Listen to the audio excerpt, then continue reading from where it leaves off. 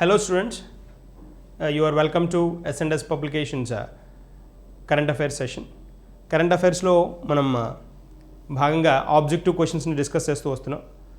So దానిలో ఇవాటి objective questions చూద్దాం. ఆబ్జెక్టివ్ క్వశ్చన్స్ వాటికి రిలేటెడ్గా ఉన్న అడిషనల్ ఇన్ఫర్మేషన్ మనం డిస్కస్ చేస్తూ వద్దాం వన్ బై వన్. సో ఇప్పుడు ఈ కరెంట్ అఫైర్స్లో ఏవైతే ఆబ్జెక్టివ్ క్వశ్చన్స్ నేను డిస్కస్ చేస్తున్నానో అవేంటి అంటే ఎగ్జామినేషన్ పాయింట్ ఆఫ్ వ్యూలో మనకి మ్యాక్సిమం ఎక్స్టెంట్ వాటి యూసేజ్ ఉంటుంది. వాటికి related information option wise discuss చేస్తున్నాను కాబట్టి, ప్రతి ఆప్షన్ డిస్కస్ చేస్తున్నాం కాబట్టి ఎలిమినేట్ చేసుకోవాల్సిన ఆప్షన్స్ ఎలా చేసుకోవాలి, ఇలాంటి వాటి మీద అవగాహన పెంచుకుంటే చాలా కంఫర్టబుల్గా ఉంటుందన్నమాట. దానిలో భాగంగా మనం ఫస్ట్ క్వశ్చన్కి వెళ్దాం. ఫస్ట్ క్వశ్చన్, అంతర్జాతీయ ఒలింపిక్ కమిటీ ఎప్పుడు జరగబోయే ఒలింపిక్ క్రీడల్లో బ్రేక్ డ్యాన్స్ని కొత్త క్రీడగా చేర్చాలని నిర్ణయించింది అనేది క్వశ్చన్. ఇక్కడ మనకి ఇచ్చిన ఆప్షన్స్ చూస్తే ఫస్ట్ ఆప్షన్ 2028 ఇచ్చాడు, 2024, 2026, 2022 ఇచ్చాడు. జనరల్గా మనకి ఇక్కడ బేస్ చేసుకోవాల్సిన పాయింట్ ఏంటి అని అంటే, మనం అబ్జర్వ్ చేయాల్సిన పాయింట్ ఏంటి అంటే, ఇవి 4 years వన్స్ జరుగుతాయి. ఒలింపిక్ గేమ్స్ జరిగేది 4 years వన్స్. లాస్ట్ మనం అబ్జర్వ్ చేస్తే 2016లో జరిగింది. మనకి 2016లో ఒలింపిక్ గేమ్స్ ఎక్కడ జరిగాయి? రియోలో జరిగాయి. రియో డి జెనీరియో అంటాం కదా, డి జెనీరియో అంటాం. రియో డి జెనీరియో బ్రెజిల్ అనమాట. బ్రెజిల్లో జరిగాయి. తర్వాత నెక్స్ట్ ఎప్పుడు జరగాలి? 4 years గ్యాప్లో 2020లో జరగాలి. 2020లో జరగాల్సిన ఈ పర్టికులర్ ఒలింపిక్ గేమ్స్ కోవిడ్ వల్ల అవి 2021కి పోస్ట్పోన్ అయ్యాయి. 2021 పోస్ట్పోన్ అయ్యాయి. 2021లో ఎక్కడ జరగబోతున్నాయి అంటే మనకి టోక్యోలో జరగబోతున్నాయి. టోక్యో జపాన్లో జరుగుతాయి. ఇది పార్ట్. సో 2016 తర్వాత 2020, నెక్స్ట్ ఎప్పుడు జరగాలి? 21 ఉంది కాబట్టి ఇక్కడి నుంచి 4 years కౌంట్ చేసుకోకూడదు. మనకు ఆల్రెడీ ఈ డేస్ ఫిక్స్ అయిపోయాయి కాబట్టి 2024లో, తర్వాతది 2028లో జరుగుతుంది. ఇవి ఫిక్స్డ్, ఇవి ఆల్రెడీ ఫిక్స్ అయిపోయాయి కాబట్టి 2024లో మనకు వచ్చినప్పటికీ ప్యారిస్లో జరుగుతుంది. ప్యారిస్, ఫ్రాన్స్లో. తర్వాత 2028 వచ్చినప్పటికీ లాస్ ఏంజల్స్లో జరుగుతుంది. లాస్ ఏంజల్స్ తెలుసు కదా మనకి, యుఎస్ఏ. ఇక్కడ జరుగుతుంది అనమాట. సో ఇవి మనకి ఆర్డర్లో ఉన్నవి. ఇప్పుడు మనం క్వశ్చన్ చూడగానే ఫోకస్ చేయాల్సిన పాయింట్స్ ఏంటి అని అంటే, ఇక్కడ 24 ఉంది, 28 ఉంది, 26 అసలు 26లో జరిగే ఛాన్స్ లేదు, 2020కి 2కి కూడా ఛాన్స్ లేదు.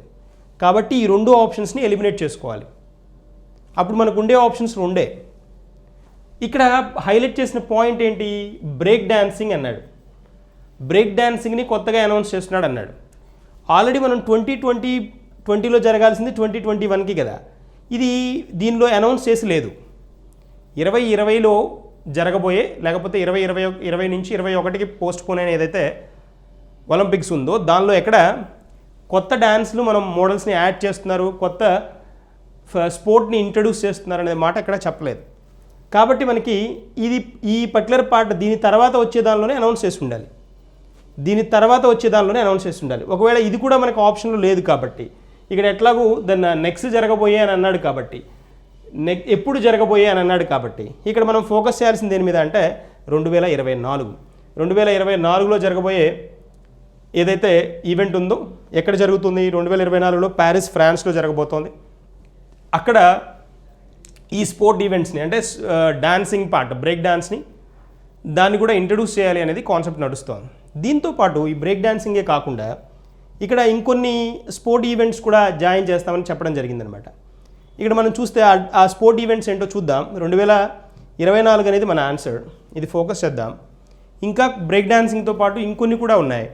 ఇంకొన్ని కూడా అంటే ఏంటి, ఏవేవి కొత్తవి ఇంట్రడ్యూస్ చేయబోతున్నారంటే 2024కి వచ్చేటప్పటికి స్పోర్ట్ క్లైంబింగ్ ఒకటి. స్పోర్ట్ క్లైంబింగ్ అంటే ఇలా ఒక స్లాంట్ వాల్ ఉంటుంది, దాని మీదకి ఎక్కడం అనమాట. వాల్ కానీ హిల్ కానీ ఇలాంటి వాటికి స్పోర్ట్ క్లైంబింగ్ అంటాం. ఇది ఒక దాన్ని ఇంట్రడ్యూస్ చేయబోతున్నారు. దీంతోపాటు స్కేట్ బోర్డ్ చాలా కంట్రీలో ఇది దాన్ని స్కేట్ బోర్డ్ మీద ఫోకస్ చేసిన వాళ్ళు చాలామంది ఉంటారు. ఇది కూడా ఇంపార్టెంట్ వన్. స్కేట్ బోర్డు తర్వాత మనకి బ్రేక్ డాన్సింగ్ కూడా ఉంది కదా, ఇదొకటి బ్రేక్ డాన్సింగ్. డాన్సింగ్ ఏంటి? స్పోర్ట్ అంటే ఆ డాన్సింగ్ స్పోర్ట్ ఈవెంట్ లాగా చేస్తారు. దానిలో టర్న్ అవ్వడం, డిఫరెంట్ యాంగిల్స్లో మూవ్ అవ్వడం అలాంటివి ఉంటాయి అనమాట. I will show the picture as well. ఈ పర్టికులర్ వీటితో పాటు సర్ఫింగ్ కూడా. సర్ఫింగ్ అంటాం కదా, సర్ఫింగ్ అంటే ఈ సముద్రంలో అలలకి ఏవైతే డైరెక్షన్లో వస్తున్నాయో వాటికి ఆపోజిట్ డైరెక్షన్లో కానీ వాటి అదే డైరెక్షన్లో కానీ మనం ఈ చిన్న టర్న్ మీద ఏం చేస్తారంటే దాని మీద మూవ్ అవుతుంటారు అనమాట. దాన్ని సర్ఫింగ్ అంటాం.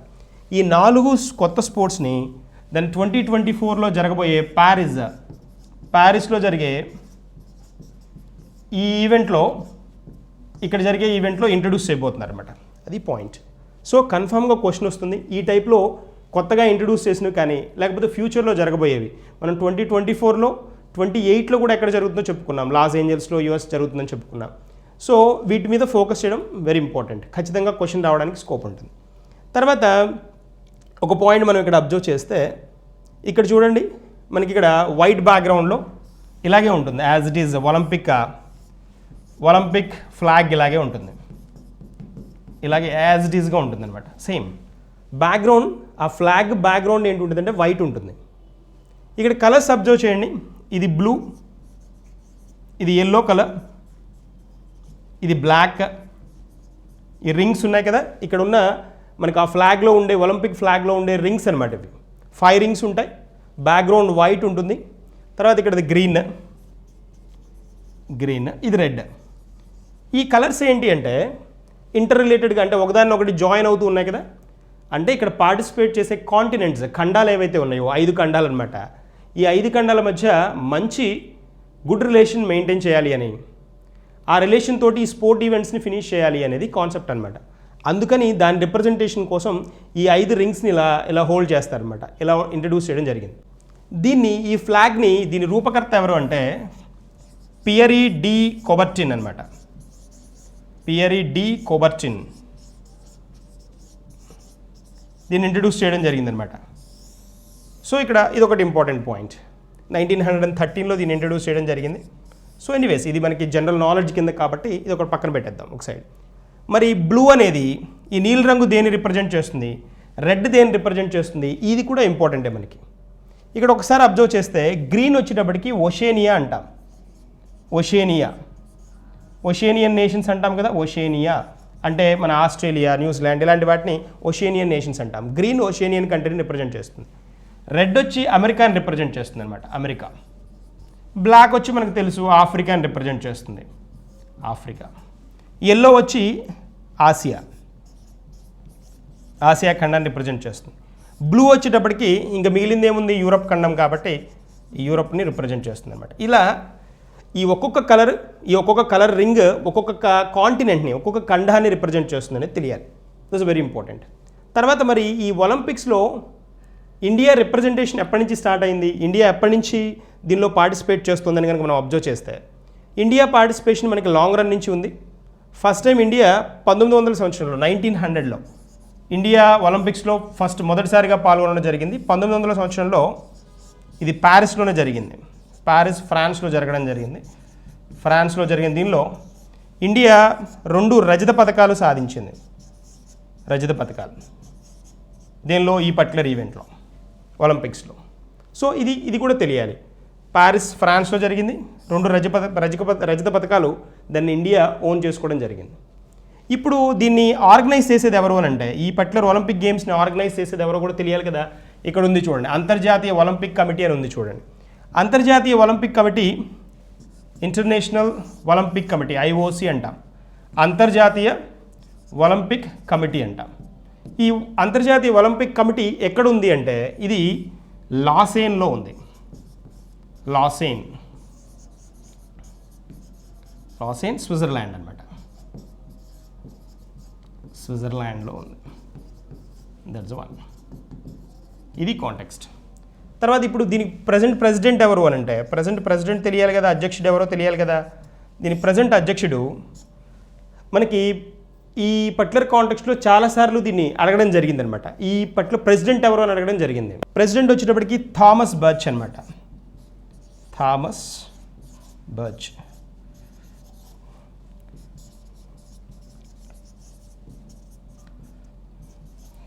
ఇదనమాట. సో ఇది తెలియాలి. తర్వాత ఇందాక నేను ఒక పాయింట్ మీకు హైలైట్ చేశాను, ఇక్కడ బ్రేక్ డ్యాన్స్తో పాటు ఇంకొక 3 ఈవెంట్స్ కూడా ఇంట్రడ్యూస్ చేశారని. స్కేట్ బోర్డ్ ఒకటి, తర్వాత పోతే స్పోర్ట్ క్లైంబింగ్ ఒకటి, దాంతోపాటు సర్ఫింగ్ ఒకటి, 4 కొత్తవి యాడ్ చేశారు దీంతో కలిసి అని చెప్పుకున్నాం కదా. వాటిని ఒకసారి చూద్దాం, అవి ఎలా టర్న్ అవుతాయో చూద్దాం. ఇక్కడ చూడండి ఒకసారి, ఇది వచ్చేటప్పటికి ఇక్కడ ఈ స్పోర్ట్ కనుక మీరు ఇది అబ్జర్వ్ చేశారనుకోండి, దీన్నే స్కేట్ బోర్డ్ అంటాం. ఇదే అనమాట స్కేట్ బోర్డ్. దీన్ని ఇంట్రడ్యూస్ చేయబోతున్నారు 2024లో. తర్వాత దీంతోపాటు స్కేట్ బోర్డ్తో పాటు ఇది సర్ఫింగ్ అనమాట, దీన్ని సర్ఫింగ్ అంటాం, సర్ఫింగ్. తర్వాత నెక్స్ట్ వన్ వచ్చేటప్పటికి ఇది చూడండి, ఇక్కడ అబ్జర్వ్ చేయండి, ఇది వచ్చేటప్పటికి స్పోర్ట్ క్లైంబింగ్ అంటాం. ఇది స్పోర్ట్ క్లైంబింగ్, ఇది ఆల్రెడీ చెప్పుకున్నాం స్కేట్ బోర్డ్, ఇది సర్ఫింగ్, అండ్ ఇక్కడ మనకు కనిపిస్తుంది చూడండి ఇది బ్రేక్ డ్యాన్స్. ఇది బ్రేక్ డ్యాన్స్ అనమాట. బ్రేక్ డాన్సింగ్ ఇలా ఉంటుంది, అంటే చాలా విభిన్నంగా చాలా కంట్రీలు పార్టిసిపేట్ చేస్తాయి కాబట్టి చూడండి ఇక్కడ ఇట్ క్వైట్ డిఫరెంట్ అనమాట. ఈ విధంగా ఈ 4ని ఇంట్రడ్యూస్ చేయబోతున్నారు. ఇప్పుడు 2024లో ప్యారిస్లో జరగబోయే మన ఒలింపిక్ క్రీడల్లో అనమాట. అది ఆ పాయింట్ హైలైట్ చేసుకుంటే సరిపోతుంది 2024లో. That is the one. So next క్వశ్చన్కి వెళ్దాం, నెక్స్ట్ క్వశ్చన్ డిస్కస్ చేద్దాం. ఈ క్వశ్చన్ చూడండి ఒకసారి. నోమురా గణాంకాల ప్రకారం 2021లో ఏ దేశం వేగంగా అభివృద్ధి చెందుతున్న ఆసియా ఆర్థిక వ్యవస్థగా అవతరించబోతోంది? ఎవరు అనౌన్స్ చేశారు? నోమురా. ఏ ఇయర్కి? 2021కి అంటున్నాడు. 2021కి. ఆప్షన్స్ చూడండి ఇక్కడ, చైనా, సింగపూర్, ఇండోనేషియా, ఇండియా. ఇక్కడ మనం చూడగానే ఒక ఆప్షన్ ఎలిమినేట్ చేసేయచ్చు. వేగంగా అభివృద్ధి చెందుతున్న దేశం అని అన్నాడు. అన్నప్పుడు ఇక్కడ ఈ లిస్ట్లో ఈ కంట్రీస్ పార్ట్లో ఎక్కడ ఇండోనేషియా ఉండదు. ఇండోనేషియా డెవలపింగ్ నేషనే, కానీ ఫాస్ట్గా డెవలప్ అవుతున్న నేషన్ కాదు. ఆ పాయింట్ని హోల్డ్ చేసుకోవాలి. సింగపూర్ కానీ చైనా కానీ భారతదేశానికి పాసిబిలిటీ ఉంది. 3 ఆప్షన్స్ ఉన్నాయి మనకి ఇక్కడ. ఇక్కడ ఈ నోమురా అంటే ఏంటో చూద్దాం. ఫస్ట్ ఈ నోమురా అనేది ఏంటి అని అంటే, ఇక్కడ ఇది ఒక జపాన్కి సంబంధించిన ఒక ఫైనాన్షియల్ ఇన్స్టిట్యూషన్ అనమాట, ఫైనాన్షియల్ ఎంటిటీ అనమాట. అంటే ఈ స్టాటిస్టిక్స్ ఇలాంటివన్నీ ఇవ్వడానికి ఉన్న ఆర్గనైజేషన్ ఇది నోమురా. ఏ కంట్రీ అంటే జపాన్. ఈ జపాన్లో నోమురా అనే ఒక లాంగ్వేజ్ కూడా ఉంది, ఒక భాష కూడా ఉంది జపాన్కి సంబంధించి. నోమురా అనేది ఒక భాష కూడా అనమాట. సో ఇక్కడ ఏమంటున్నాడు, 2021కి కదా ఈ 3 కంట్రీలకి ఛాన్స్ ఉంది. ఇది మనం ఎలిమినేట్ చేసేసుకున్నాం కదా, రీజన్ కూడా మనకు తెలుసు. చైనాకు వచ్చేటప్పటికి నోమురా స్టాటిస్టిక్స్ ప్రకారం చైనా 9% వృద్ధిని అంటే జీడిపిని టర్న్ చేయొచ్చు అనేది నోమురా ఇచ్చిన రికార్డ్ అనమాట, ఇచ్చిన రిపోర్ట్ అనమాట గణాంకాల ప్రకారం 2021 సంవత్సరానికి. సింగపూర్ వచ్చేటప్పటికి అంటే దీనికంటే కూడా చైనా కంటే కూడా లీస్ట్గా పర్ఫామ్ చేయడానికి ఛాన్స్ ఉంది. 7.5 మాత్రమే నోట్ చేస్తుందని అనౌన్స్ చేసింది. 7.5% జీడిపి అని అనౌన్స్ చేసింది. మరి ఇక్కడ భారతదేశం థర్డ్ పార్ట్లో ఉంది కదా. ఇక్కడ ఇండియాకి వచ్చేటప్పటికి ఇండియా 9.9% జీడిపిని రికార్డ్ చేస్తుంది అని అనౌన్స్ చేయడం జరిగింది నోమురా. ప్రపంచంలో చాలా గణాంకాలు చాలా ఆర్గనైజేషన్స్ ఇస్తాయి. ఇప్పుడు మీకు IMF ఒకటి ఇస్తుంది, ఇంటర్నేషనల్ మానిటరీ ఫండ్ అని. IBRD రికార్డ్స్ ఇస్తుంది, గణాంకాలు ఇస్తుంది. ఏషియన్ డెవలప్మెంట్ బ్యాంక్ ఇస్తుంది. S&P స్టాండర్డ్ అండ్ పూర్ ఇస్తుంది. ఫిచ్ FITCH, మూడీస్, ఇలాగా చాలా ఆర్గనైజేషన్స్ రిపోర్ట్స్ ఇస్తాయి. వీటన్నిటిలో కూడా నోమురా ఇచ్చే గణాంకాలు చాలా పర్ఫెక్ట్గా ఉంటాయనేది జనరల్గా నానుడ్ అనమాట. కాబట్టి ఆ కాంటెక్స్ట్లో so India has a chance to reach 9.9% GDP in 2021 అనేది కాన్సెప్ట్. బట్ ఇది పాసిబుల్లా అంటే ఇప్పుడు మనం చూస్తే ఇండియా కాంటెక్స్ట్ కనుక చూస్తే -23% కూడా మనం జీడిపిని చూసిన సందర్భాలు ఉన్నాయి ఈ కోవిడ్ కండిషన్స్లో. తర్వాత అది గ్రాడ్యువల్గా తగ్గుతూ వస్తుంది. ఇది పాజిటివ్ సింటమే, అంటే మైనస్ పార్ట్ నుంచి పాజిటివ్కి వచ్చేస్తుంది, అంటే క్వార్టర్ టు క్వార్టర్ చేంజ్ అవుతూ వస్తుంది. సో అదైతే ఖచ్చితంగా ఇంపార్టెంట్ ఇండియన్ కాంటెక్స్ట్లో ఆశాజనకంగా ఉన్న విషయం కింద చెప్పుకోవాలి. సో అది ఈ పర్టికులర్ కాంటెక్స్ట్లో మన ఆన్సర్ ఏంటి అని అంటే, మన ఆన్సర్ ఇండియా. బట్ కన్ఫ్యూజ్ అవ్వకండి. జనరల్గా ఏం చేస్తారు అని అంటే ఇలాంటి క్వశ్చన్స్ ఇచ్చేటప్పుడు ట్రిక్కీగా ఇస్తారు. ఎలాగా ఇండియా ఆప్షన్లో ఉంది కాబట్టి మనం ఎగ్జామ్ రాస్తుంది ఇండియాలో కాబట్టి జనరల్గా ఇండియానేమో ఆన్సర్ అన్న ఫీలింగ్ క్రియేట్ చేయరు. అన్ని సందర్భాల్లో ఇలా మన కంట్రీనే ఆప్షన్ ఉండదు. అది క్లియర్గా ఆ ఇన్ఫర్మేషన్ తెలిసిన తర్వాతే మనం స్టెప్ వేయాల్సి వస్తుంది. సో అది చూసుకొని స్టెప్ వేయాలన్నమాట. That's a point. సో ఇక్కడ ఈ రెండు ఇండియా కంటే ఇప్పుడు ప్రజెంట్ పరిస్థితుల్లో అడ్వాన్స్డ్గా ఉన్న నేషన్సే, రెండు కూడా ఫాస్ట్ గ్రోయింగ్ నేషన్సే. అయినా ఇండియా 2021కి నోమురా గణాంకాల ప్రకారం చెప్తోంది ఏంటి అంటే ఈ రెండింటిని కూడా క్రాస్ చేసి 9.9% రికార్డ్ చేస్తుంది అనేది కాన్సెప్ట్. That's one. సో అది ఈ క్వశ్చన్ రిలేటెడ్ ఇన్ఫర్మేషన్. మనం నెక్స్ట్ క్వశ్చన్కి వెళ్దాం. యా, జర్మనీ విడుదల చేసిన 2020 గ్లోబల్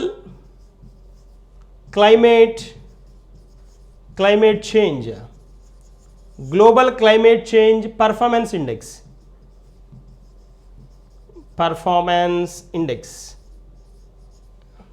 ఇది CCPI అంటాం.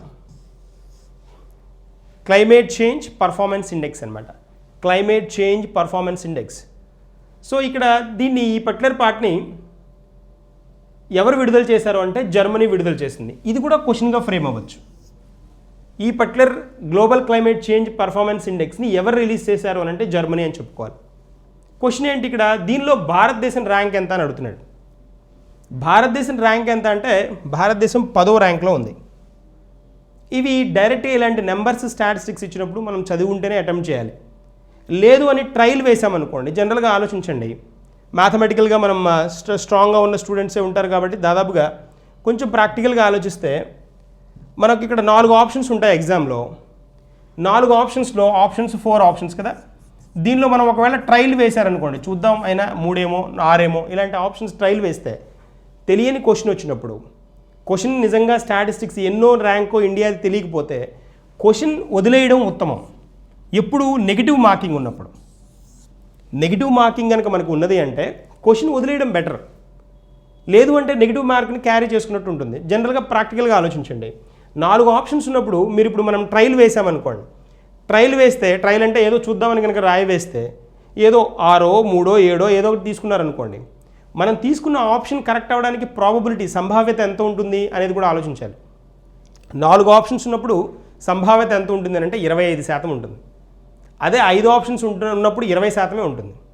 అంటే 25% ప్రాబబిలిటీ ఉన్నప్పుడు సంభావ్యత ఉంటే కరెక్ట్ అవ్వడానికి, అంటే మనం ఏదో ఒక ఆప్షన్ తీసుకుంటే అది కరెక్ట్ అవ్వడానికి ప్రాబబిలిటీ ఎంత 25%. ఇలా ఉన్నప్పుడు దాన్ని తీసుకోవడం డేంజర్.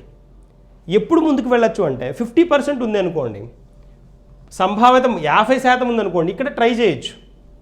ఎందుకు అయితే కరెక్ట్ అవుతుంది లేదా రాంగ్ అవుతుంది, ఏదో ఒకటే టర్న్ అవుతుంది. కానీ ఇక్కడ చాలా డేంజర్ జోన్లో ఉంటాం. ఎందుకు, కరెక్ట్ అవ్వడానికి ప్రాబబిలిటీ చాలా తక్కువ కదా, సంభావ్యత 25% కదా. కాబట్టి ఇది చేయకూడదు, రాంగ్ అనమాట. అది తెలియలేదు అంటే క్వశ్చన్ని నెగిటివ్ మార్కింగ్ ఉన్నప్పుడు క్వశ్చన్ స్కిప్ చేయడం ఉత్తమమైన పని. That's a point. సో ఇక్కడ మరి ఈ పర్టికులర్ కాంటెక్స్లో ఇండియా పరిస్థితి ఏంటి, పర్ఫార్మెన్స్ ఇండెక్స్ ఈ పర్టికులర్ పర్ఫార్మెన్స్ ఇండెక్స్లో అంటే ఒకసారి చూద్దాం. దీనిలో ఒకసారి రిజల్ట్ చూద్దాం. లాంగ్ బ్యాక్లో ఇండియా తర్వాత పోతే టాప్ రీడ్లో ఉన్న నేషన్స్ ఏంటో చూద్దాం. ఇది ఈ పర్టికులర్ క్లైమేట్ అగ్రిమెంట్ ఎక్కడ జరిగింది అంటే ప్యారిస్లో జరిగిందనమాట. ప్యారిస్ అగ్రిమెంట్ అనమాట. అది 2015లో జరిగింది. దీని కాన్సెప్ట్ ఏంటి అంటే ఈ ప్యారిస్ అగ్రిమెంట్ మెయిన్ ముఖ్య ఉద్దేశం ఏంటి అంటే గ్లోబల్ వార్మింగ్ ఉంటుంది కదా, గ్లోబల్ వార్మింగ్ ఉంది కదా, గ్రీన్ హౌస్ గ్యాసెస్ అంటాం. ఈ గ్రీన్ హౌస్ గ్యాసెస్ ఎమిషన్స్ ఏవైతే ఉన్నాయో, గ్రీన్ హౌస్ గ్యాసెస్ ఎమిషన్స్ ఉద్గారాలు ఏవైతే ఉన్నాయో వాటిని తగ్గించాలి, వేస్టేజ్ తగ్గించాలి, క్లైమేట్ని కాపాడాలి అనే ఉద్దేశంతో ప్యారిస్ అగ్రిమెంట్ 2015లో COP21 కాన్ఫరెన్స్ ఆఫ్ పార్టీస్ అంటాం. కాన్ఫరెన్స్ ఆఫ్ పార్టీస్ 21లో జరిగిన అగ్రిమెంట్లో ఇండియా కూడా యాక్సెప్టెన్స్ ఇచ్చిందనమాట, మేము ఖచ్చితంగా ఫాలో అవుతామని. అలా ఇచ్చిన కంట్రీస్లో ఏంటి అని అంటే ఇవి ఎప్పటికీ మేము ఏదైతే గ్రీన్ హౌస్ గ్యాస్ ఎమిషన్స్ ఉన్నాయో వాటిని కంట్రోల్ చేస్తామని చెప్పాయి అంటే 2020 కల్లా అని చెప్పాయి. అంటే ఎంత పర్సంటేజ్, ఎంత చేంజ్ తీసుకొస్తామంటే 2% నుంచి to 1.5 ఇంత డిఫరెన్స్ తీసుకొస్తాం, తగ్గిస్తాం ఇంత అని చెప్పారు. బట్ థింగ్ ఏంటి అంటే రిజల్ట్ చూస్తే 2020 వచ్చేసింది కదా, అగ్రిమెంట్ ఎప్పుడు 2015లో, 2020 వచ్చేటప్పటికి రిజల్ట్ చూస్తే డ్రాస్టిక్ అనమాట. ఇక్కడ చూడండి ఒకసారి ఈ ర్యాంక్స్ లిస్ట్లో కనుక చూస్తే టాప్ చూడండి 1, 2, 3 పొజిషన్లో ఏ కంట్రీ లేదు. ఫస్ట్ సెకండ్ థర్డ్ పొజిషన్లో ఏ కంట్రీ లేవు, అసలు రిసీవ్ చేసుకోలేదు ఏవి. 4th పొజిషన్లో స్వీడన్ ఉంది. లాస్ట్ టైం కూడా ఇలాగే ఉంది. లాస్ట్ టైం కూడా స్వీడన్ 4th పొజిషన్లోనే ఉంది. అంటే 1, 2, 3 పొజిషన్లో అన్ని స్టాండర్డ్స్ ఫాలో అయిన కంట్రీ లేవన్నమాట. అంటే వీళ్ళు ఏం చేస్తారు, ఒక్కొక్క దానికి కొన్ని మార్కులు అంటూ ఇస్తారు. గ్రీన్ హౌస్ గ్యాస్ ఎమిషన్స్ తగ్గించిన వాళ్ళు, తర్వాత ఎలక్ట్రిసిటీ కైండ్ ఆఫ్ యూసేజ్ని తగ్గించిన వాళ్ళు, ఇలా చెక్ చేసుకుంటూ దానికి 80%, దీనికి 20% అలా ఇచ్చుకుంటూ వస్తారనమాట. అలా చేసిన క్యాలిక్యులేషన్స్లో వీళ్ళకి ఫైండ్ అవుట్ చేసింది ఏంటి, వీళ్ళు వచ్చిన రిజల్ట్ ఏంటి అంటే ఇది context. Sweden 4th position, UK 5th position. ఈ రెండు మనకి తెలుసుకొని ఉండాలి 4th, 5th పొజిషన్స్ కాబట్టి. తర్వాత ఇక్కడ మనం అబ్జర్వ్ చేయాల్సింది ఏంటి, ఇండియా పొజిషన్ మనం తెలుసుకోవాలి కదా. India 10th position. ఏది ఇప్పుడు 2020లో ఉన్న రిజల్ట్ ఇది. బట్ 2020లో 10th పొజిషన్ అంటే మంచి పర్ఫెక్ట్ పొజిషనే కదా, పర్వాలేదు కదా అనుకుంటే total number of countries less number of countries ఇక్కడ హోల్డ్ చేసింది. లిమిటెడ్ కంట్రీస్లోనే ఈ పర్టికులర్ అగ్రిమెంట్కి యాక్సెప్ట్ చేసిన కంట్రీలోనే నెంబర్ ఇదనమాట. సో కాబట్టి ఇక్కడ మనం అబ్జర్వ్ చేస్తే 2020లో ఇండియాస్ ర్యాంక్ ఎంత అంటే 10. 2019లో ఇది 9వ ర్యాంక్. ఇక్కడ చూడండి 25, 31 ఉండేది 25, 20, 14, 11, 9. ఇక్కడ గ్రాడ్యువల్గా ఏమవుతోంది, ఇక్కడి నుంచి ఇక్కడికి తగ్గుకుంటూ వస్తుంది. కానీ ఇక్కడ ఏమైంది అని అంటే మళ్ళీ చూడండి ఇక్కడ ఇంక్రిమెంట్ ఇది కాంటెక్స్ట్, ఇది డేంజర్ జోన్ అనమాట. ఆ పాయింట్ చూసుకోవాలి మనం.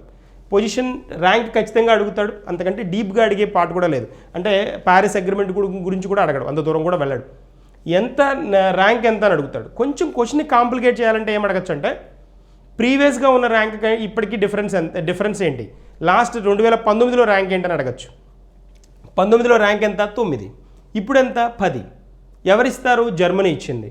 Climate change performance index CCPI, climate change performance index, A year 2020. This is the context. So ఇవి చూసేస్తే సరిపోతుంది, ఈ పాయింట్స్ కనుక ఫోకస్ చేస్తే సరిపోతుంది. తర్వాత మనం 4th, 5th పొజిషన్స్ చూసాం కదా, స్వీడన్, యూకే, ఈ రెండు కూడా చూసుకోవాలి. ఫస్ట్, సెకండ్, థర్డ్ పొజిషన్స్లో ఏ కంట్రీస్ లేవు ఇక్కడ కాంటెక్స్ట్లో. 2019లో కూడా అంతే, అది తెలియాలి. తర్వాత నెక్స్ట్ క్వశ్చన్కి వెళ్దాం ఒకసారి. నెక్స్ట్ క్వశ్చన్ చూద్దాం. ఆత్మనిర్భర్ మహిళా పథకాన్ని ప్రారంభించిన బ్యాంక్ ఏది అని అడుగుతున్నాడు. ఆత్మనిర్భర్ మహిళా పథకం అంటున్నాడు.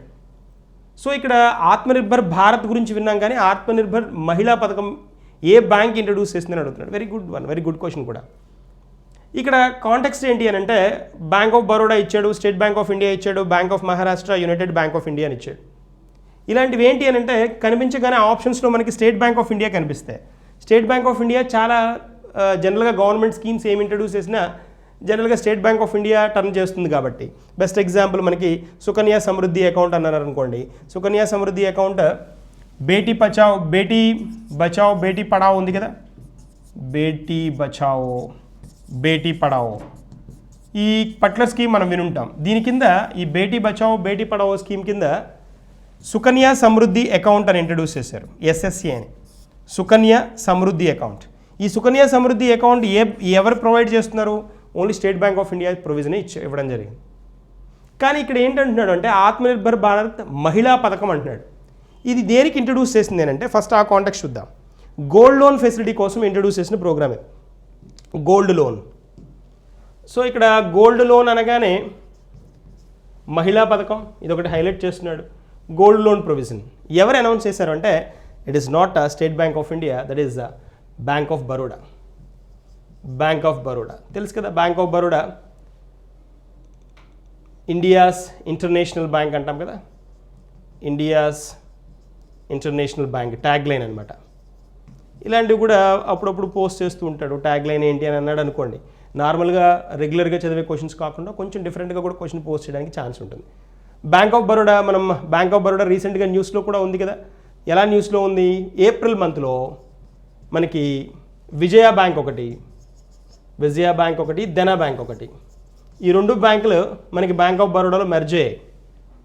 బ్యాంక్ ఆఫ్ బరోడాలో విజయ బ్యాంక్, తర్వాత పోతే నెక్స్ట్ దెనా బ్యాంక్, ఈ రెండు పబ్లిక్ సెక్టార్ బ్యాంక్స్ని బ్యాంక్ ఆఫ్ బరోడాలో మెర్జ్ చేయడం జరిగింది. దాంతో bank of Baroda Punjab national bank తర్వాత బెస్ట్ బ్యాంక్గా టర్న్ చేయడం జరిగిందనమాట. టాప్ పబ్లిక్ సెక్టర్ బ్యాంక్గా ఉన్న పబ్లిక్ సెక్టర్ బ్యాంక్స్లో మనకి state bank of India biggest one. ఇండియాలో టాప్ బ్యాంక్ ఇది state bank of India. Number of customers wise కానీ, నెంబర్ ఆఫ్ ఏటీఎమ్స్ వైజ్ కానీ. So SBI first, దాని తర్వాత పంజాబ్ నేషనల్ బ్యాంక్, దీని తర్వాత నెక్స్ట్ పొజిషన్లో బ్యాంక్ ఆఫ్ బరోడా ఉంది. ఇది కాంటెక్స్ట్ అనమాట మనకి. సో ఇక్కడ Punjab national bank, bank of Baroda అంటున్నాం కదా. స్టేట్ బ్యాంక్ ఆఫ్ ఇండియా పరిస్థితి ఏంటి అని అంటే, స్టేట్ బ్యాంక్ ఆఫ్ ఇండియా ఇండియాలో పెద్ద బ్యాంకే కానీ ప్రపంచంలో 50th లార్జెస్ట్ బ్యాంక్. ప్రపంచ బ్యాంకుల్లో 50వ పెద్ద బ్యాంక్. సో పెద్ద పొజిషన్ ఏం కాదనమాట. 50th అంటే టాప్ 5 పొజిషన్లో చైనా బ్యాంకులు, నెక్స్ట్ ఇంకో 5 పొజిషన్లో జపాన్ బ్యాంకులు ఉన్నాయి. మనది 50వ పొజిషన్లో ఉంది. ఇండియాలో మాత్రం పెద్ద బ్యాంక్ అది. That is a context. So ఇక్కడ ఆన్సర్ ఏంటి మనకి? Bank of Baroda. ఆత్మనిర్భర్ మహిళా పథకం, గోల్డ్ లోన్ ఫెసిలిటీ ఇది ప్రొవైడ్ చేస్తోంది bank of Baroda. That's one. So next క్వశ్చన్కి వెళ్దాం. ఇక్కడ అబ్జర్వ్ చేయండి. నెక్స్ట్ క్వశ్చన్ కూడా చాలా ఇంపార్టెంట్ వన్ ఇది. ఒకసారి చూడండి, have a look at this one. Forbes ప్రపంచంలోని 100 మంది అత్యంత శక్తివంతమైన మహిళల జాబితాలో ఆర్థిక మంత్రి నిర్మలా సీతారామన్ ఏ స్థానంలో ఉన్నారంటున్నాడు. ఇలాంటివి అంటే ఈ ఫోర్బ్స్కి రిలేటెడ్గా వచ్చే ర్యాంక్స్ కానీ, టైమ్స్ మ్యాగజైన్కి రిలేటెడ్గా వచ్చే టైమ్స్ ఇచ్చే ర్యాంక్స్ కానీ కన్ఫామ్గా ఎగ్జామ్లో అడుగుతాడు. దానిలో కూడా ఇండియన్స్ ఉన్నారు అని అంటే ఇండియన్స్ ప్రత్యేకంగా క్వశ్చన్ మనకి పోస్ట్ చేస్తాడు. ఇక్కడ చూడండి, 100 మంది అత్యంత శక్తివంతమైన అన్నారు. మోస్ట్ పవర్ఫుల్ విమెన్ కదా, మోస్ట్ పవర్ఫుల్ 100 విమెన్. వాళ్ళల్లో మన ఆర్థిక శాఖ మంత్రి స్పెషల్ కదా ఆవిడ. ఆర్థిక శాఖ మంత్రి ఆవిడ అంతకుముందు డిఫెన్స్ మినిస్టర్గా చేయడం, తర్వాత ఫస్ట్ విమెన్ కంప్లీట్గా మినిస్ట్రీ కంప్లీట్గా హోల్డ్ చేసిన పర్సన్. అంతకుముందు ఇందిరాగాంధీ దాన్ని హోల్డ్ చేసిన ఫస్ట్ పర్సన్ కంప్లీట్గా అదొక ఆ పర్టికులర్ పొజిషన్కి విమెన్ రావడం ఫస్ట్. అలాగే ఎలాగూ స్పెషలే ఆర్థిక శాఖ మంత్రి నిర్మలా సీతారామన్ అనుకుందాం కదా. నిర్మలా సీతారామన్ ఏ పొజిషన్ ఆక్యుపై చేశారంటున్నారు. స్పెషాలిటీ ఏంటి అంటే 41st పొజిషన్ ఆక్యుపై చేశారు ఈవిడ, 41. సో ఇక్కడ ఈ 34 ఇచ్చాడు చూడండి, చాలా నైస్గా ఇచ్చాడు ఆప్షన్. 34 ఏంటి అని అంటే ఆవిడ 2019లో ఆవిడ ఆక్యుపై చేసిన ర్యాంక్ ఇది. ఇది 2020కి. దాదాపుగా ఇక్కడి నుంచి 2019 నుంచి ఇక్కడ మీరు అబ్జర్వ్ చేస్తే 7 స్థానాలు 7 పొజిషన్స్ స్లైడ్ అయినట్టు, డౌన్ అనమాట. అంతే కదా మరి. 34 ర్యాంకులో ఉండే ఆవిడ 41వ ర్యాంకుకి వచ్చారు అంటే ర్యాంక్స్ వైజ్ ఏమవుతుందంటే మనకి తగ్గిపోయినట్లు, 7 పొజిషన్స్ స్లైడ్ అయినట్లు. మరి ఇక్కడ స్పెషల్ థింగ్స్ చాలా ఉన్నాయి ఈ ఫోర్బ్స్ లిస్ట్లో. కొంతమంది రికార్డ్ హోల్డర్స్ కూడా ఉన్నారు. వాళ్ళని కనుక మనం ఒకసారి అబ్జర్వ్ చేసామనుకోండి, ఇప్పుడు మనకి 55, 48 పక్కన పెట్టేయచ్చు. 55th ఎందుకు ఇచ్చాడు అంటే ఈ పర్టికులర్ 55th వన్ అనేది ఎందుకు ఫోకస్ చేశాడు అని అంటే ఆవిడ మనకి మన నాదల్ మల్హోత్రా అని ఉన్నారు ఒక ఆవిడ. నాదల్ మల్హోత్రా, ఈవిడ పేరు వినే ఉంటారు. నాదల్ మల్హోత్రా హెచ్సిఎల్ అధినేత్రి అనమాట ఈవిడ. హెచ్సిఎల్ కంపెనీ నాడల్ ఎవరైతే ఉన్నారో ఆయన డాటర్ ఈవిడ మల్హోత్రా. ఈవిడ ఏంటి అంటే ఈ పర్టికులర్ 55th పొజిషన్లో ఉన్నారు. ఈవిడ 55వ పొజిషన్లో ఉన్నారు. లాస్ట్ ఇయర్ ఈవిడ 54వ పొజిషన్లో ఉండేవాళ్ళు, 54thలో ఉండేవాళ్ళు. ఈ ఇయర్ 55thకి వచ్చారు. 54th నుంచి 55thకి వచ్చారంటే ఒక పొజిషన్ స్లైడ్ అయినట్టు, ఒక పొజిషన్ డౌన్ఫాల్ అయినట్టు. ఓకేనా. మనకి ఇంకొక ఆప్షన్ 48 ఉంది. తర్వాత ఇక్కడ మనం ఇంకొక పాయింట్ అబ్జర్వ్ చేస్తే ఆప్షన్స్ వైజ్ ఇంకొంచెం క్లియర్ డైరెక్షన్లో కనుక వెళ్తే ఇక్కడ కిరణ్ మొజుందర్ షా అని వినుంటారు మనం. కిరణ్ మొజుందర్ షా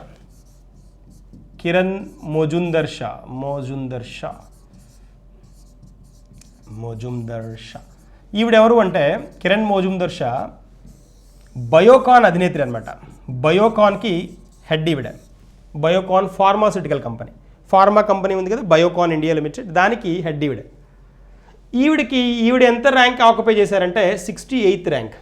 ఇప్పుడు నేను చెప్తోందవన్నీ ఇక్కడ ఇచ్చిన ర్యాంకులు 55th ఈ నాదల్ మల్హోత్రా కానీ, 68th ఈవిడ కిరణ్ మొజుందర్ షా కానీ, ఇవన్నీ మనకేంటి అంటే ఈ సంవత్సరపు ర్యాంకులు, ఈ సంవత్సరం వచ్చిన ర్యాంకులు అనమాట. ఈవిడికి ఇది 2020కి ఇక్కడ పాయింట్ మెన్షన్ చేస్తున్నాను. ఎవరు? కిరణ్ మొజుందర్ షా. 2019లో ఈవిడ ర్యాంక్ ఎంత అంటే 65వ ర్యాంక్, 65th ర్యాంక్. 65th నుంచి 68కి దాదాపుగా 3 పొజిషన్స్ డౌన్ అయినట్లు. అర్థమైందా? సో మనకి నిర్మలా సీతారామన్ 41st పొజిషన్ అనుకున్నాం, 41వ పొజిషన్. అక్కడ కూడా ఏంటి ఆవిడ లాస్ట్ ఇయర్ 34 నుంచి 41కి వచ్చారు. ఓకే, ఈ పాయింట్ ఇంత క్లియర్గా కనుక పాయింట్స్ మనం హోల్డ్ చేసుకుంటే క్వశ్చన్ మిస్ అయ్యే ఛాన్స్ ఉండదు. ఇప్పుడు ఇక్కడ కిరణ్ మోజుందర్ షా గురించి అడిగినా, ఆవిడ ర్యాంక్ అడిగినా, లేకపోతే నాదల్ మల్హోత్రా ఈవిడ గురించి అడిగినా, ఇక్కడ ఈవిడ 55th పొజిషన్ అని, లాస్ట్ ఇయర్ ఈవిడికి 54th వచ్చిందని, ఇలా మనకి అన్ని పాయింట్స్ కవర్ అయ్యాయి కాబట్టి క్వశ్చన్ మిస్ అయ్యే ఛాన్స్ తక్కువ ఉంటుంది.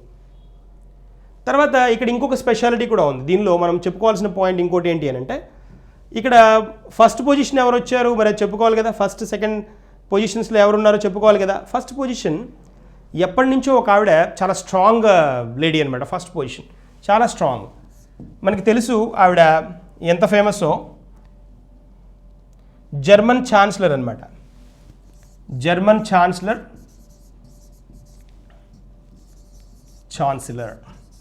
అనగానే చాలామందికి తెలిసిపోయి ఉంటుంది, ఏంజెలా మార్కెల్.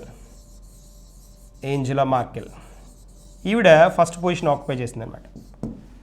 ఏంజెలా మార్కెల్ గురించి ఏం చెప్పాలి అంటే, జర్మన్ ఛాన్సలర్ అనుకున్నాం, ఓకే డన్, అంతేనా స్పెషాలిటీ అంటే లేదు. ఈవిడ 2006 నుంచి ఈ పర్టికులర్ ర్యాంకింగ్స్లో ఫోర్బ్స్ ఇచ్చే 100 మంది పవర్ఫుల్ విమెన్ ఏదైతే ఉందో, 100 పవర్ఫుల్ విమెన్ లిస్ట్ ఏదైతే ఉందో, దానిలో 2006 నుంచి 1వ పొజిషన్లోనే వస్తోంది. కానీ బ్రేక్ ఎక్కడ పడింది అని అంటే 2010లో బ్రేక్ పడింది. 2010లో ఈవిడికి ఫస్ట్ పొజిషన్ రాలేదు. ఫస్ట్ పొజిషన్ ఎవరికి వచ్చిందంటే మైకెల్ ఒబామా ఉన్నారు కదా, ఫస్ట్ లేడీ, అప్పుడు ఫస్ట్ లేడీ ఆఫ్ యుఎస్ అనమాట, మైకెల్ ఒబామా. ఆవిడికి 2010లో ఫస్ట్ పొజిషన్ రావడం జరిగింది. ఇది మినహాయిస్తే ఇప్పుడు 2020 దాకా, 2006 నుంచి 2020 దాకా ఒక్క సంవత్సరం మినహాయిచ్చి ఆవిడ ఫస్ట్ పొజిషన్లోనే ఉండడం జరిగింది. ఇంకో పాయింట్ చెప్పాలి అంటే 2010 నుంచి వరుసగా 10 సార్లు ఈవిడే ఫస్ట్ పొజిషన్లో ఉంది. ఫస్ట్ పొజిషన్ 10 సార్లు, చాలా చాలా చాలా ఇంపార్టెంట్ వన్. 10 టైమ్స్ 2010 నుంచి అనమాట. సో మరి ఇక్కడ 2006 నుంచి కనుక మనం క్యాలిక్యులేట్ చేస్తే ఒక్కసారి తీసేస్తే దాదాపుగా 13 సార్లు ఈవిడే ఆ పొజిషన్లో ఉందన్నమాట. So very special. అలా ఈ పాయింట్ని ఎక్కడ మిస్ చేయకుండా టర్న్ చేసే ఛాన్స్ ఉంటుంది. ఫస్ట్ పొజిషన్ ఈవిడ కదా. సెకండ్ పొజిషన్ ఎవరు అని అంటే, సెకండ్ థర్డ్ కూడా తెలియాలి కదా. సెకండ్ పొజిషన్లో మనకి యూరోపియన్ సెంట్రల్ బ్యాంక్ ప్రెసిడెంట్ అయిన క్రిస్టియన్ లగాడే అంటాం కదా, క్రిస్టిన్ లగాడే, ఈవిడ సెకండ్ పొజిషన్ అనమాట. యూరోపియన్ సెంట్రల్ బ్యాంక్ ప్రెసిడెంట్ ఈవిడ, president of European central bank Christian Lagarde. ఒకప్పుడు ఈవిడ IMF ప్రెసిడెంట్గా కూడా చేశారు, IMFకి హెడ్గా కూడా చేశారు క్రిస్టియన్ లగాడే. ఆవిడ సెకండ్ పొజిషన్లో ఉండడం జరిగింది. తర్వాత థర్డ్ పొజిషన్ ఎవరు అంటే, థర్డ్ పొజిషన్ బాగా న్యూస్లో, రీసెంట్ పార్ట్లో బాగా న్యూస్లో ఉన్న పర్సన్, మనకి January 20th ఈవిడ వైస్ ప్రెసిడెంట్ ఆఫ్ యూఎస్గా ఎన్నిక అవ్వబోతోంది. ఆవిడే కమలా హ్యారిస్. ఈవిడ థర్డ్ పొజిషన్లో ఉండడం జరిగింది. కమలా హ్యారిస్ ఏంటి, వైస్ ప్రెసిడెంట్, కాబోతున్న వైస్ ప్రెసిడెంట్ ఆఫ్ యుఎస్, కాబోతున్న fourth coming vice president of USA అని చెప్పుకోవాలి. ఇది point. First Angela Merkel, second Christian Lagarde, third one Kamala Harris. ఇక్కడ కమలా హ్యారిస్ గురించి చెప్పుకున్నాం కాబట్టి ఒక స్పెషల్ పాయింట్ ఇక్కడ చెప్పుకోవాలి. ఖచ్చితంగా ఈవిడ గురించి క్వశ్చన్ అడుగుతారు, ఎలక్షన్స్ గురించి అన్న రిలేటెడ్గా అడుగుతారు. లేకపోతే ఇంకొక స్పెషల్ థింగ్, ఇది గుర్తుంచుకోండి, కన్ఫామ్గా ఫిక్స్ అవ్వండి, నెక్స్ట్ రాబోయే ఎగ్జామ్లో బుక్స్ అండ్ ఆథర్స్ పార్ట్లో ఈవిడ బుక్ అడగడానికి స్కోప్ ఉంది. ఈవిడ రాసిన 2019లో ఈవిడ రాసిన ఒక బుక్ ఉంది, స్పెషల్ వన్. అది సూపర్ హీరోస్ ఆర్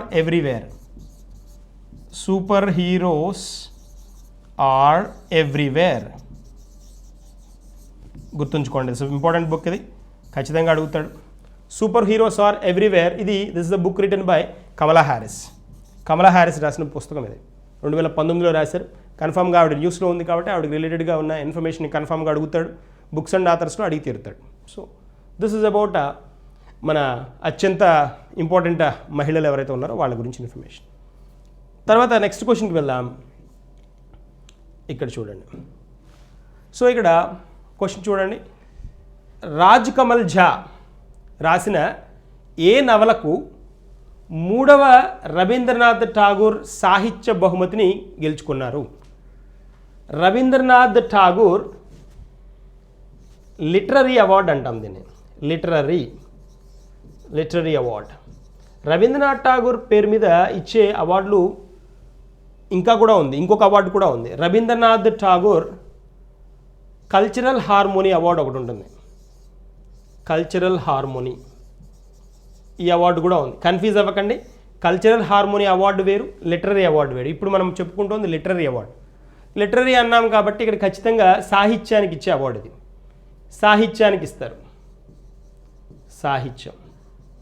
ఇది వచ్చేటప్పటికి కల్చరల్ హార్మోనీ అంటే రెండు దేశాల మధ్య కానీ మంచి సంబంధాలని, తర్వాత సౌభ్రాతృత్వాన్ని ఎవరైతే పెంపొందిస్తారో వాళ్ళకి ఈ కల్చరల్ హార్మోనీ అవార్డు ఇస్తారు. సో ఆ పాయింట్ క్యాచ్ చేస్తే సరిపోతుంది. కల్చరల్ హార్మోనీ అవార్డు ఈ పర్టికులర్ వన్ మనం చూస్తే ఇది 2012 నుంచి స్టార్ట్ అయింది. 2012 నుంచి ఇవ్వడం జరుగుతోంది. ఇది కల్చరల్ హార్మోనీ అవార్డు గురించి చెప్తున్నాను. దీనికి ఎంత ప్రైజ్ మనీ ఇస్తారు అంటే దీనికి ఇచ్చే ప్రైజ్ మనీ చాలా హైయెస్ట్ అమౌంటే ఇస్తారు. 1 crore రూపీస్ ఇస్తారు. 1 కోటి రూపాయలు ఇస్తారు. 1 crore. కల్చరల్ హార్మోనీ అవార్డు గురించి నేను మాట్లాడుతున్నాను. ఇక్కడ 2012లో దీన్ని ఎందుకు అనౌన్స్ చేశారంటే 2012కి ఎందుకు ఇచ్చారు అంటే ఆ 2012కి 150th birth anniversary of Rabindranath Tagore అనమాట. 150వ బర్త్ యానివర్సరీ అది. అందుకని ఈ particular Rabindranath Tagore cultural harmony award announce చేశారు. ఇక్కడ 2012లో ఎవరికి ఇచ్చారు అంటే 2012 తర్వాత 2016లో ఇచ్చారు. 2012లో దీన్ని పండిట్ రవిశంకర్కి ఇచ్చారు. పండిట్ రవిశంకర్ తెలుసు కదా మనకి, వెరీ ఫేమస్ ప్లేయర్ కదా, వీణా ప్లేయర్ కదా. సో ఆయనకి ఇవ్వడం జరిగిందనమాట, పండిట్ రవిశంకర్కి. సో ఆయన తర్వాత 2016లో రామ్ వి సుతార్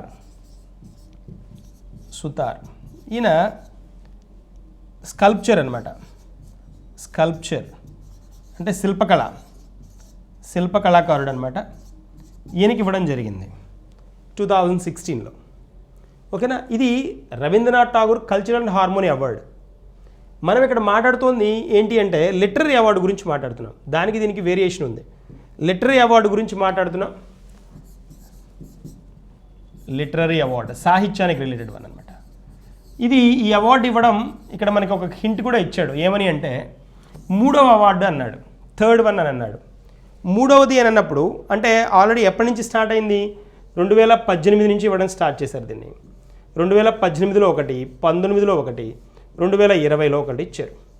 2020లో ఎవరికి ఇచ్చారో మనకు తెలిసిపోయింది కదా. ఎవరు 3rd వన్ రాజ్ కమల్కి ఇచ్చారు. రాజ్ కమల్. ఇది 2018, 19 కూడా మనకు తెలియాలి కదా. 2018లో కబీర్ పోయమ్స్ ఇంగ్లీష్లో ట్రాన్స్లేట్ చేసినందుకు ఎవరికి రవీంద్రనాథ్ ఠాగూర్ చేశారు, దానికి ఇచ్చారు. కబీర్ అనే ఆథర్కి ఇచ్చారు. కబీర్ ఆథర్ తెలుసు కదా, ఓల్డ్ కబీర్, ఆయన పేరు మీద ఇవ్వడం జరిగిందనమాట. సో దీని తర్వాత 2019కి వచ్చేటప్పటికి రాణాదాస్ గుప్తాకి ఇచ్చారు. రాణాదాస్ గుప్తా ఈయనకి ఆయన బుక్ సోలో అనే పుస్తకానికి ఇచ్చారు. సోలో అనే బుక్కి. ఇక్కడ ఈ రవీంద్రనాథ్ ఠాగూర్ లిటరరీ అవార్డు దేనికి ఇస్తారు అంటే ఏవైనా సరే ఇంగ్లీష్లోకి ట్రాన్స్లేట్ చేసిన బుక్స్కి ఇస్తారు. అది ఇండియన్ లాంగ్వేజెస్ అవ్వచ్చు, లేకపోతే అబ్రాడ్ అవ్వచ్చు, ఫారెన్ కంట్రీస్ అయినా అవ్వచ్చు. కానీ ఇంగ్లీష్ లాంగ్వేజ్లోకి ట్రాన్స్లేట్ చేసిన వాటికి ఇస్తారు. సో ఇక్కడ 2019 ఈయన సోలో పుస్తకం కబీర్ దాస్ రాసిన పద్యాలు ఏవైతే ఉన్నాయో వాటిని ఇంగ్లీష్లోకి ట్రాన్స్లేట్ చేసినందుకు రవీంద్రనాథ్ ఠాగూర్కి ఫస్ట్ అనౌన్స్ చేశారు. అది కాంటెక్స్ట్ అనమాట. రవీంద్రనాథ్ ఠాగూరే కబీర్ పోయమ్స్ని ఇంగ్లీష్లోకి ట్రాన్స్లేట్ చేశారు, అనౌన్స్ చేశారు. తర్వాత ఇక్కడ 2020ది రాజ్ కమల్కి ఇచ్చారు. ఇది ఉంది కదా మనకి ఇక్కడ రాజ్ కమల్ ఝా కదా, ఇతనికి ఇచ్చారు. ఏ బుక్కి ఇచ్చారు అనేది మన క్వశ్చన్. ఇతను ఇక్కడ మనం అబ్జర్వ్ చేస్తే ఇక్కడ చూసిన బుక్స్ ఉన్నాయి చూడండి. ఇక్కడ కనిపిస్తున్న బుక్స్లో ఫస్ట్ వన్ ఏంటి, ఫస్ట్ వన్ చూద్దాం. నీలిరంగు బెడ్ స్ప్రెడ్ అంటే the blue bed spread. The blue bed spread అనమాట ఇది బుక్ పేరు. ఇది ఎవరు రాసింది, ఈయన రాసిందే, రాజ్ కమల్ ఝా రాసిన బుక్కే అది. తర్వాత ఇక్కడ చూడండి, ఆమె అతను ఒక నగరంగా నిర్మిస్తుంది. She she will build him as a city, ఇదొక book. She will built him a city, him as a city, ఇదొకటి. తర్వాత ఇంకోటి ఏంటి, ద సిటీ ద సీ, ఇదొక బుక్. తర్వాత ఇక్కడ నెక్స్ట్, ఇఫ్ యూ, మీరు ఎత్తులకు భయపడితే అన్నది కదా, if you afraid of heights, afraid of heights. ఇక్కడ కనిపిస్తున్న బుక్స్ అన్నీ రాసింది రాజ్ కమల్ జానే, ఇక్కడ కనిపిస్తున్న బుక్స్ అన్నీ. కానీ ఇక్కడ అడుగుతున్న పాయింట్ ఏంటి, సాహిత్యంలో ఏ బహుమతికి, దేనికి ఇచ్చారు, ఏ పుస్తకానికి ఇచ్చారు, ఇవన్నీ ఇక్కడ కనిపిస్తున్న 4 బుక్స్ ఇతను రాసినవే. దేనికి ఇచ్చారు అంటే ఈ బుక్కి ఇచ్చారు, ద సిటీ ద సీ అనే బుక్ ఇచ్చారు. చాలా చాలా ఇంపార్టెంట్. బుక్స్ అండ్ ఆథర్స్లో ఏమవుతుంది అంటే కన్ఫ్యూజ్ చేయడానికి చాలా స్కోప్ ఎక్కువ ఉంటుంది. ఇప్పుడు చూడండి, ఇది కాంప్లికేటెడే. ఎందుకంటే అన్ని బుక్స్ అతను రాసినవి ఇచ్చినప్పుడు అతను ఖచ్చితంగా దేనికి ఇచ్చారనేది ఐడెంటిఫై చేయడం కష్టమే. అన్ని బుక్స్ అతను రాసినవి తెలియాలి, దానిలో రీసెంట్గా దేనికి వచ్చిందో తెలియాలి. సో ఆ పాయింట్ని క్యాచ్ చేస్తే సరిపోతుంది. ఇప్పుడు ఇక్కడ మనకి 2020 రాజ్ కమల్ జాకి ఏ బుక్కి ఇచ్చారు, ఏ బుక్కి ఇచ్చారు, this is the one, the city the sea, the city the sea, ఈ బుక్కి ఇచ్చారు. సో అది మనం ఫోకస్ చేయాలి, city and the city, the city and the sea, and the sea, and the sea, ఈ బుక్కి ఇవ్వడం జరిగింది. అది తెలియాల్సిన పాయింట్. సో ఇవి మనకి రాజ్ కమల్ జా రాసిన బుక్స్ అనమాట. ఇక్కడ మనం అబ్జర్వ్ చేస్తే she will build him a city కదా, ఇదొక book. Next the blue bedspread చెప్పుకున్నాం ఇప్పుడే. తర్వాత next if you are afraid of heights, ఇది చెప్పుకున్నాం. ఏ బుక్కి మనకి ఈ particular Rabindranath Tagore literary award 2020 ఇచ్చారు అంటే this is the book. 2020 award ఇచ్చిన book the city and the sea, that's the point అనమాట. సో ఇది మనకి ఇంపార్టెంట్ వన్. సో తర్వాత నెక్స్ట్ క్వశ్చన్కి వెళ్దాం. నెక్స్ట్ క్వశ్చన్ చూడండి ఒకసారి.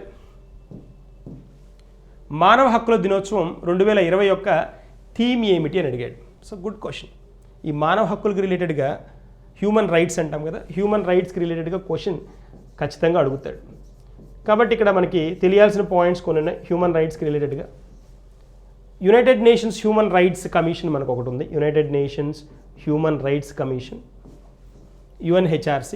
మన ఇండియాలోకి వచ్చినప్పటికీ నేషనల్ హ్యూమన్ రైట్స్ కమిషన్ ఉంది మనకి, national human rights commission. So వీటి గురించి ఒక్కొక్క పాయింట్ సింపుల్గా చెప్పుకుంటూ వెళ్దాం. థీమ్ ఏంటో చూద్దాం. First of all have a look at this particular one. Options చూడండి. మానవ హక్కుల కోసం యువత నిలబడ్డం, youth standing up for the human rights. Next one ఏంటి, let's stand up for equality, justice and human dignity. Working for your rights, okay. Recover better, stand up for human rights. Standing up ఇక్కడ ఒక చోట ఇచ్చాడు, ఇక్కడ stand up ఇచ్చాడు.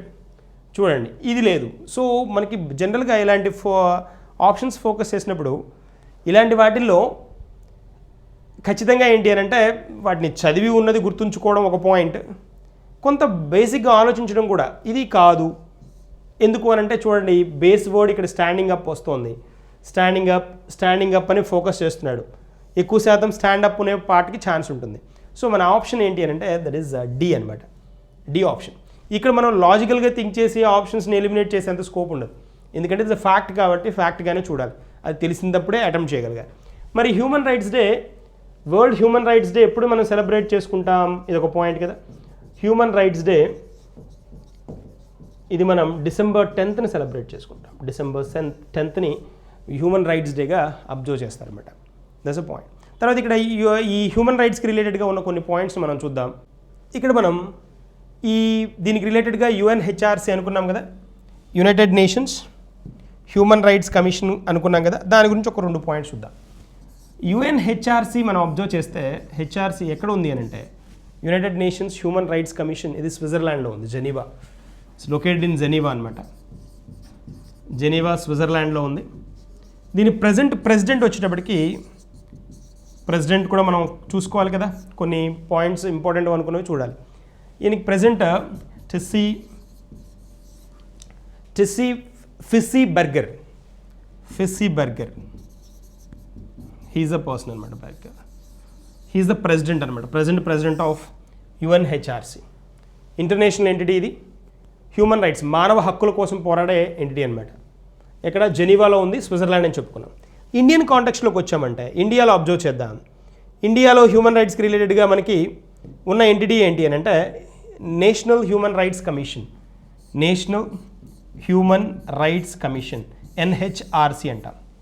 ఈ national human rights కమిషన్కి మనకి జనరల్గా ఎలా ఉంటుంది అని అంటే దీనిలో చైర్మన్ ఉంటారు, దీనికి హెడ్ ఉంటారు, అది చైర్పర్సన్ అంటాం. ఈ చైర్పర్సన్తో పాటు నలుగురు ఫుల్ టైం మెంబర్స్ ఉంటారు, ఫుల్ టైం మెంబర్స్, నలుగురు డీమ్డ్ పర్సన్స్ ఉంటారు, డీమ్డ్ అంటే రిప్రజెంటేటివ్, జస్ట్ రిప్రజెంటే. ఫుల్ టైం మెంబర్స్ 4 ఉంటారు. దేనికి? నేషనల్ హ్యూమన్ రైట్స్ కమిషన్, జాతీయ మానవ హక్కుల కమిషన్ అనమాట. దానికి ఇప్పుడు ప్రజెంట్ ఎవరున్నారు అని అంటే ప్రజెంట్ మనకి యాక్చువల్గా December 2 కల్లా మన డిఎల్ దత్తు ఈయన ఉన్నారు కదా, దత్తు ఉన్నారు కదా, ఈయన డిఎల్ దత్తు ఈయన 7th పర్సన్ అనమాట, 7వ చైర్పర్సన్ ఇతను. దేనికి? ఎన్హెచ్ఆర్సీకి. ఈయన రిటైర్డ్ అవ్వాల్సి ఉంది December 2020కి. ఇంకా కొత్త పర్సన్ అపాయింట్ చేయలేదు కాబట్టి ఇతనే యాక్షన్ చైర్పర్సన్గా రన్ అవ్వడం జరుగుతుంది, డిఎల్ దత్తు.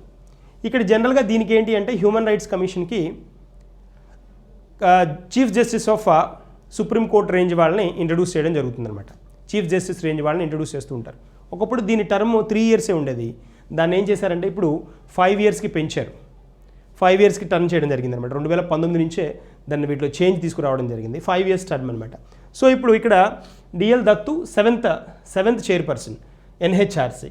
ఇప్పుడు మనకి కొత్త పర్సన్ దీనికి రావడానికి అంటే అపాయింట్మెంట్ కొత్తగా ఇంట్రడ్యూస్ చేయడానికి ఛాన్స్ ఉంది ఈ మంత్లో ఆర్ నెక్స్ట్ మంత్లో. కాబట్టి ఈ అపాయింట్మెంట్ రాగానే మనం దాన్ని we have to focus on that. So as a whole మనకి ఇక్కడ మానవ హక్కుల దినోత్సవం December 10 అని చెప్పుకున్నాం, December 10th అనుకున్నాం. దీని థీమ్ వచ్చేటప్పటికి the recover better stand up for the human rights అనేది. దిస్ ఇస్ ద ఆప్షన్ అనమాట. సో దెన్ ఇవి మనకి ఇవాళ క్వశ్చన్స్. సో మనం నెక్స్ట్ సెషన్లో కలుద్దాం, ఇంకొన్ని ఆబ్జెక్టివ్ క్వశ్చన్స్ డిస్కస్ చేద్దాం. Have a nice day.